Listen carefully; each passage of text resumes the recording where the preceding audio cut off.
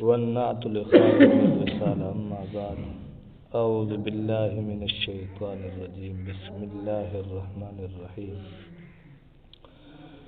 وقال موسى ربنا إنك آتيت فرعون وملأه زينة وأموالا في الحياة الدنيا ربنا ليضلوا عن سبيلك ربنا اطمس على أموالهم واشدد على قلوبهم فلا يؤمنوا حتى يروا العذاب الأليم. قال قد أجيبت دعوتكما فاستقيما ولا تتبعان سبيل الذين لا يعلمون. صدق اللہ العظیم. سورۃ یونس کا درس چل رہا ہے اور آج جناب موسیٰ علیہ السلام کی بد دعا کا ذکر ہے. جناب موسیٰ علیہ السلام نے جب فرعون کو ہر طرح سے ہدایت کی طرف میل کر لیا، سمجھانے کی کوشش کر لی، حق کے دلائل پیش کیے، واقعات کے ذریعے سے، وحی کے ذریعے سے، حقائق کے ذریعے سے جب ہر طرح سے سمجھا لیا، فرعون اپنی حرکتوں سے، اپنی بدبختی نالائکی سے باز نہ آیا تو جناب موسیٰ علیہ السلام نے بد دعا کر دی. اب سوال پیدا ہوتا ہے کہ کیا ایک نبی کو زیب دیتا ہے، اس کی اتنی بڑی عظمت والی شان ہوتی ہے، کیا اس کی شایان شان ہے کہ وہ کسی کو بد دعا دے؟ تو اس کا جواب مفسرین اکرام نے یہ دیا کہ جناب موسیٰ علیہ السلام کو بذریعہ وحی پہلے بتایا جا چکا تھا کہ فرعون ایمان لانے والوں میں سے نہیں، فرعون ایمان لانے والوں میں نہیں ہے. تو اس لیے جناب موسیٰ علیہ السلام نے بد دعا دی. تو فرمایا وقال موسیٰ، جناب موسیٰ علیہ السلام نے جناب باری تعالیٰ کی بارگاہ میں عرض کیا، ربنا، اے ہمارے پالنے والے رب، انک آتیت فرعون وملأہ، بے شک آپ نے فرعون اور اس کے سرداروں کو زینتا و اموالا فی الحیات الدنیا، دنیا کی زندگی میں مال اور اس کی رونق عطا کی ہے، مال و دولت اور اس کی زیب و زینت عطا کی ہے. ربنا لیضلوا عن سبیلک، اے پروردگار عالم، تاکہ فرعون اور اس کے سرداران اس مال اور اس کی چمک کے ذریعے سے آپ کے راستے سے گمراہ کرے لوگوں کو. مال تو ہے لیکن اس کے ذریعے سے وہ لوگوں کو گمراہ کر رہے ہیں. کیسے؟ جیسے آج کل لوگ کہہ دیتے ہیں کہ بھئی ہم اللہ کے پیارے ہیں تو اللہ نے ہمیں دولت دے دی ہے، اور ان کے دل میں، دماغ میں یہی نظریہ ہے کہ شاید ہم اللہ کے پیارے ہیں، اللہ کے دوست ہیں، اس وجہ سے ہمارے پاس زمینیں ہیں، اس وجہ سے ہمارے پاس بنگلے ہیں، کاریں ہیں، پیسہ ہے، پراپرٹی ہے، جبکہ عند اللہ قبولیت کی نشانی یہ اموال نہیں ہے.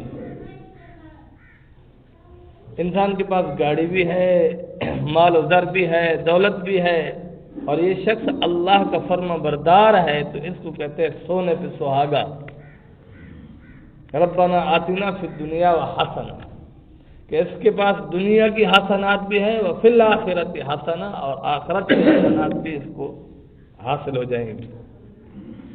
دنیا کے اندر اس کو مال و اسباب حاصل ہے، لیکن اس کو اللہ کی محبت حاصل نہیں ہے، اللہ کی فرما برداری حاصل نہیں ہے، جناب رسول اللہ صلی اللہ علیہ وسلم کی اتباع حاصل نہیں ہے.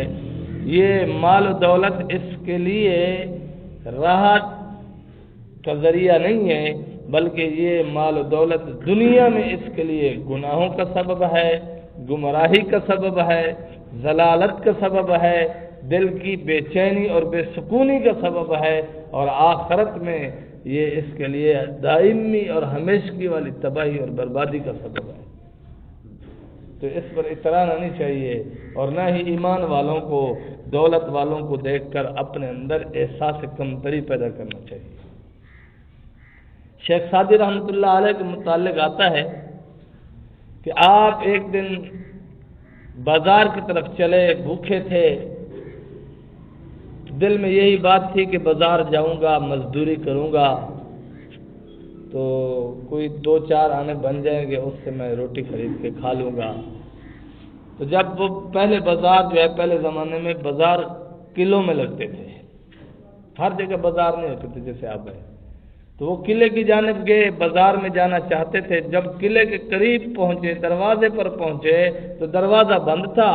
آپ ایک طرف انتظار گاہ میں تھوڑی دیر بیٹھ گئے، تھوڑی دیر کے بعد اٹھے اور دروازے پر مقرر نگران سے پوچھا، بھائی دروازہ کیوں بند ہے؟ اس نے کہا بھائی تھوڑی دیر تک کھل جائے گا۔ تو شیخ سعدی رحمۃ اللہ علیہ پھر بیٹھ گئے، تھوڑی دیر انتظار کے بعد طبیعت میں پھر الجھن آ گئی، یار کیوں نہیں کھل رہا؟ پھر کھڑے ہو کر پھر نگران کے پاس گئے، دروازہ کیوں نہیں کھل رہا؟ اس نے کہا مولوی صاحب بات دراصل یہ ہے کہ بادشاہ کا باز اڑ گیا ہے، تو بادشاہ نے دروازے بند کر دیے کہ کہیں باہر نہ بھاگ جائے۔ تو شیخ سعدی رحمۃ اللہ علیہ دوبارہ اپنی جگہ پر بیٹھ کر ٹھنڈی آہ بھری، کہا میرے اللہ کیا تیرا نظام قدرت ہے، تو نے ایک ایسے بے وقوف کو بادشاہ بنا دیا ہے جس کو اتنی بھی عقل اور سمجھ نہیں ہے کہ باز جو اڑ گیا ہے وہ دروازوں سے تھوڑی گزرے گا، وہ تو دیواروں کے اوپر سے اڑ جائے گا۔ تو باز نے دیواروں کے اوپر سے اڑنا ہے اور اس کم بخت اور نالائق نے دروازہ بند کر رکھا ہے۔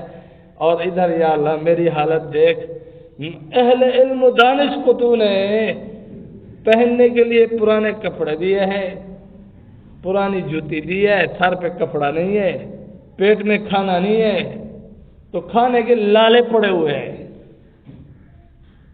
یہی باتیں اپنے من میں کر رہے ہیں اور اونگھ آئی آپ کو، تو غیب سے آواز آئی، سعدی سودا کر لو۔ آپ کے علم و دانش کے خزانے ہم اس بادشاہ کو عطا کر دیتے ہیں اور اس کی بادشاہت تمہیں عطا کر دیتے ہیں، سودا قبول کر لو۔ تو آنکھ کھلی اور روئے، یا اللہ مجھ سے خطا ہو گئی، میں اپنے اس علم کے خزانوں پر، ہدایت کے خزانوں پر، ایمان کے خزانوں پر دنیا کے اس غلیظ اور گندے اور ہیچ قسم کے خزانوں سے سودا نہیں کرنا چاہتا۔ تو ساری زمین کے خزانے رب کریم ایک طرف رکھ دیں، ایک ذرہ ایمان کا، وہ جو آخری جہنمی کو جہنم سے لے کر جنت میں لے آئے گا، وہ بھی ساری دنیا کے خزانوں سے اعلیٰ اور افضل ہے۔ اگر اعلیٰ و افضل نہ ہوتا تو اس آدمی کو جہنم سے نجات کیسے ملتی؟ تو بہرحال یہ شان و شوکت دنیا کی، اس پر ہمیں اپنے آپ کو احساس کمتری کا شکار نہیں کرنا چاہیے۔ تو بہرحال موسیٰ علیہ السلام نے دعا کی آگے، ربنا اطمس علی اموالہم، اے میرے پالنے والے رب اس کے مال کو ہلاک کر دے، کیونکہ یہ ظلم میں حد سے بڑھ گیا ہے، یہ بدماشی میں، سرکشی میں حد سے آگے گزر گیا ہے، اس لیے اس کے مال کو تباہ و برباد فرما دے۔ وَاشْدُدْ عَلَىٰ قُلُوبِهِمْ، اور ان کے دلوں پر مہر لگا دو، فَلَا يُؤْمِنُوا، اور انہیں ایمان کی توفیق نہ بخشو۔ یہ اس وجہ سے کہنا ہے کیونکہ بذریعہ وحی پہلے بتا دیا گیا تھا کہ فرعون ایمان لانے والوں میں نہیں ہوگا۔ فرمایا حتیٰ یروا العذاب العلیم، یہاں تک کہ یہ دردناک عذاب کو دیکھ لے۔ قال قد اجیبت دعوتکما، رب کریم نے ارشاد فرمایا میں نے آپ کی دعا کو قبول کر لیا ہے۔ دعوتکما، دو بھائی تھے نا، جناب موسیٰ علیہ السلام اور آپ کے ساتھ آپ کے بھائی حضرت ہارون علیہ السلام تھے، تو اللہ نے فرمایا قال قد اجیبت دعوتکما، تمہاری دعا قبول کر لی گئی ہے، فاستقیما، دونوں صبر کرو، استقامت سے رہو، ثابت قدم رہو۔ یہ بھی ایک بہت بڑا نقطہ ہے۔ ہم دعا کرتے ہیں اور ادھر ہی ہماری خواہش ہوتی ہے کہ مسجد سے باہر نکلیں، یا گھر میں بیٹھے ہوتے ہیں مصلی پر دعا مانگتے، کہتے ہیں ابھی مصلی سے اٹھے نہیں، دعا پوری ہو جائے۔ دعا قبول ہو گئی ہے، لیکن پوری ہونے میں اللہ کی حکمت، اللہ کا علم غالب ہے، اللہ ہی بہتر جانتے ہیں۔ اللہ کے حکمت کے خزانوں میں ہی یہ لکھا ہوا ہے کہ ہمارے لیے کیا بہتر ہے، کب بہتر ہے، کتنا بہتر ہے، اللہ اتنا ہی ہمیں عطا کریں گے۔ بہرحال مومن کی دعا قبول ہوتی ہے۔ ہمیں مل جائے تو ہم کہتے ہیں دعا قبول ہوئی، اگر نہ ملے تو ہم کہتے ہیں حضرت صاحب سجا دعا ہی قبول نہیں تھی نبی۔ نہیں، اللہ ہر مسلمان کی دعا قبول فرماتے ہیں، ہر انسان کی دعا قبول فرماتے ہیں، کیونکہ بعض مقامات پر اللہ نے کافروں کی دعا بھی سن لی تو دعا قبول ہوتی ہے۔ لیکن اس لیے یہاں ضابطہ بیان فرمایا فاستقیما، ثابت قدم۔ اب تمہاری دعا تو قبول ہو گئی، اس کا نتیجہ آنے میں جلدی نہ کرنا، تھوڑا صبر کرنا، ڈٹے رہنا۔ اور آگے فرمایا وَلَا تَتَّبِعَانِ سَبِيلَ الَّذِينَ لَا يَعْلَمُونَ، اور نہ اتباع کرنا تم حقیقت سے ناواقف لوگوں کی، نہ چلنا ان لوگوں کی راہ پر جو حقیقت سے ناواقف ہیں۔ تو اس کا مطلب ہے ایک تو آپ کو صبر کرنا پڑے گا، اور اس کے بعد تھوڑا بہت آپ کے علم کے مطابق، آپ کے تقوی کے مطابق، آپ کا جتنا اللہ کے ہاں مقام ہے اس کے موافق امتحان بھی آئے گا۔ تو آپ نے گھبرانا بھی نہیں ہے کہ یار یہ کیا ہو گیا، یار دعا قبول نہیں ہو رہی ہے، کیوں دیر ہو رہی ہے، پھر باطل کے پیچھے چل پڑے، یہ صحیح نہیں ہے، صبر کرنا چاہیے۔ تو آج کے درس میں 3 باتیں ہو گئی۔ ایک بات یہ کہ جناب ابراہیم علیہ السلام نے، جناب موسیٰ علیہ السلام نے جو بد دعا دی، یہ اس وجہ سے دی کہ بذریعہ وہی پہلے جناب موسیٰ علیہ السلام کو بتایا گیا تھا کہ فرعون ایمان لانے والوں میں داخل نہیں ہوگا۔ دوسرا، جب آپ کی دعا قبول ہو گئی فاستقیما، آپ کو صبر کرنا پڑے گا، استقامت سے کھڑا ہونا پڑے گا۔ تیسرا ولا تتبعان، آپ ان لوگوں کی اتباع نہ کرنا جو اللہ کے نافرمان، حقیقت سے ناواقف لوگ ہیں، مطلب آپ کی شخصیت کے موافق آپ کا امتحان بھی ہوگا، اور وہ شخصیت آپ کی اللہ کے ہاں کیا ہے اس کے موافق امتحان ہوگا۔ آپ میرے نزدیک کیسی شخصیت ہے، میں آپ کے نزدیک کیسی شخصیت ہوں، یہ معتبر نہیں ہے۔ اللہ سے دعا ہے کہ رب العالمین ہمیں عمل کی توفیق عطا فرمائے۔ وآخر دعوانا ان الحمد للہ رب العالمین۔